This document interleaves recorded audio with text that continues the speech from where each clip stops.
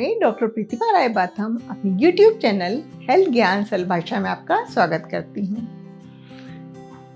Corona के इस pandemic में मुझे राष्ट्र हित के लिए एज ए कोरोना वॉरियर काम करने का मौका मिला। यह मेरे लिए बहुत ही सौभाग्य की बात है। MP में इंदौर रेड जोन की कैटेगरी में आता है और खजराना इंदौर का एपिसेंटर है, hotspot, maximum case, containment area. और इसी एरिया में मैं अन्य 2 डॉक्टर्स के साथ में सर्वे का काम कर रही हूँ 8 अप्रैल से।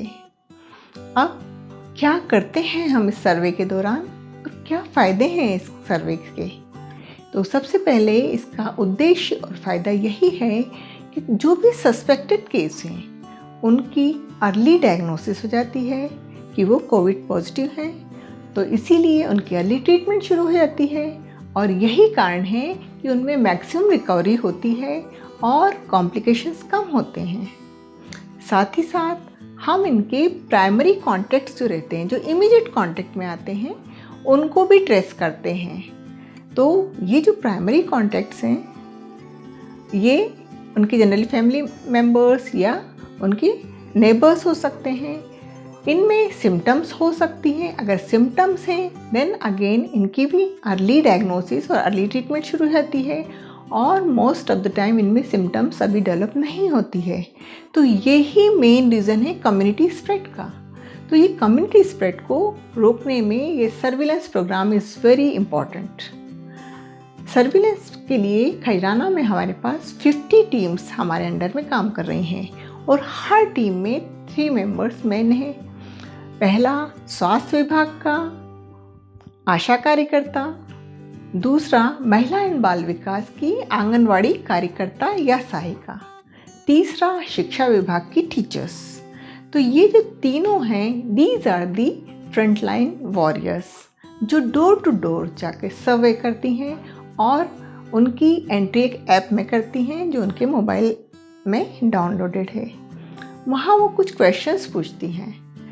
इन जो टीम्स हैं इनके ऊपर सुपरवाइज़ करने के लिए सुपरवाइज़र्स होते हैं। तो करीब 12 सुपरवाइज़र्स हमारे पास हैं जो हर एक 4 टीम या 5 टीम पे सुपरवाइज़ करते हैं और अगर उन्हें कोई प्रॉब्लम है फील्ड में वर्क करने में देन असिस्ट भी करते हैं।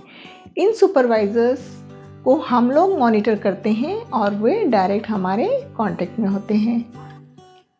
ये जो फ्रंटलाइन वॉरियर्स हैं, हमारे फील्ड वर्कर्स हैं, ये ऐप में जो क्वेश्चंस पूछते हैं वो है कि क्या घर में किसी को सर्दी, खांसी, बुखार है? दूसरा, क्या कोई ब्लड प्रेशर हाई या जिसकी डायबिटीज़ का, कैंसर का या अन्य गंभीर बीमारी का मरीज घर में है? तीसरा, क्या किसी को सांस लेने में तकलीफ़ है? चौथा, क्या किसी को कोई कोविड पॉजिटिव पेशेंट के कांटेक्ट में आया है? तो जैसे ही इनमें से कोई भी यस होता है और वो क्लिक करती हैं तो ये जो नोटिफिकेशन है कंट्रोल रूम में सीधे जाता है और कंट्रोल रूम से ये एक अलर्ट के रूप में डॉक्टर्स के पास आता है। हमारे मोबाइल में एक अलग स्पेशल ऐप होती है जिससे कि हमें उस पेशेंट का नाम, उसका फ़ोन नंबर, उसकी लोकेशन पता हो जाती है। तो हम उसकी देन होम विज़िट करते हैं और वहाँ जाने के बाद हमें 3 कंडीशंस मिलती हैं। या तो वो नॉर्मल फ्लू का पेशेंट होता है तो ऐसे केस में हम लोग उसे ट्रीटमेंट देते हैं, साथ में उसके कोविड के क्या लक्षण हैं उनकी हिदायतें देते हैं और साथ ही साथ उसको एसोसिएटेड कोई प्रॉब्लम है, हाई BP, शुगर, तो उसकी भी ट्रीटमेंट देते हैं। और सेकंड केस में ये हो सकता है कि वो कुछ सिम्टम्स के साथ में है, तब हम लोग उसे थर्मल स्कैनर द्वारा टेम्परेचर लेते हैं।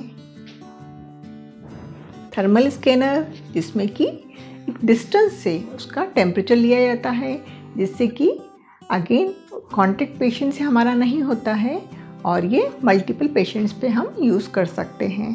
थर्मल स्कैनर में अगर मरीज का टेम्परेचर 38 डिग्री सेल्सियस से ज़्यादा है तब उसे हॉस्पिटलाइजेशन के लिए एडवाइस किया जाता है।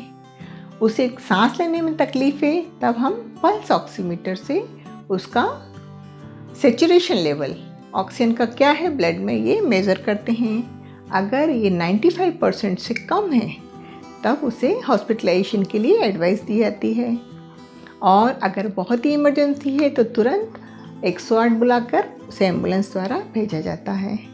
तीसरी कंडीशंस में पेशेंट को नॉर्मल फ्लू के ही लक्षण मिलते हैं, सिम्टम्स ज़्यादा नहीं होती हैं, पर उसमें एसोसिएटेड कोमार्बिड कंडीशंस होती हैं, जैसा कि मैंने बताया डायबिटीज़, हाइपरटेंशन, कैंसर, डायलिसिस पे है पेशेंट।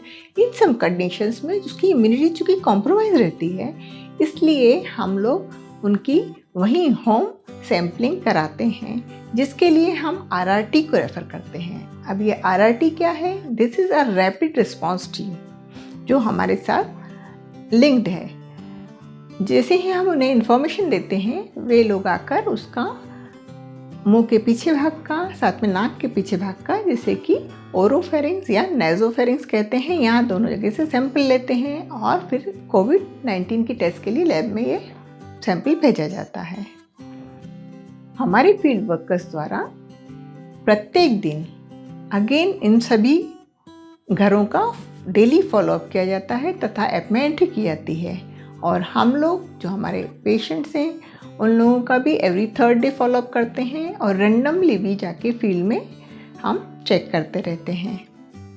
हमें अपनी सेफ्टी के लिए पीपीई किट का इस्तेमाल करना बहुत ज़रूरी है, क्योंकि हम कंटेनमेंट एरिया में जा रहे हैं, कोविड पॉजिटिव पेशेंट्स के कांटेक्ट में आ रहे हैं। तो इसके लिए हम अपने फेस को कवर करते हैं फेस शील्ड से, और साथ ही साथ आइज़ को प्रोटेक्ट करते हैं स्पेक्स से जो कि कवर्ड रहते हैं साइड से, और N95 मास्क यूज़ करते हैं।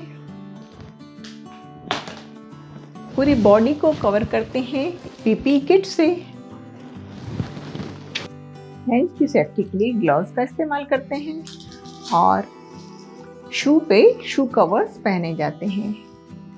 इस प्रकार से पीपीई किट से जो पर्सनल प्रोटेक्टिव इक्विपमेंट्स किट है, जिससे कि आप खुद को प्रोटेक्ट करते हैं।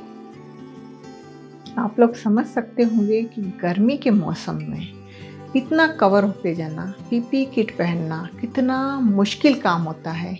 फिर भी चूँकि कोरोना से हमें जीतना है तो हम इस चैलेंज में लगे हुए हैं, इसलिए ज़रूरी हो जाता है कि आप लोग भी अपना पूरा सहयोग दें, सही जानकारी दें, और लॉकडाउन में नियमों का पालन करें, घर पर रहें, बार बार साबुन से हाथ धोएं, साथ ही साथ फिजिकल डिस्टेंसिंग मेंटेन रखें।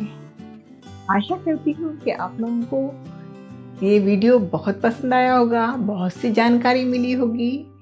तो इसमें आपको किसी प्रकार की क्वेरीज हों तो कमेंट बॉक्स में ज़रूर लिखिए, वीडियो को शेयर कीजिए और मेरे चैनल को सब्सक्राइब कीजिए। धन्यवाद।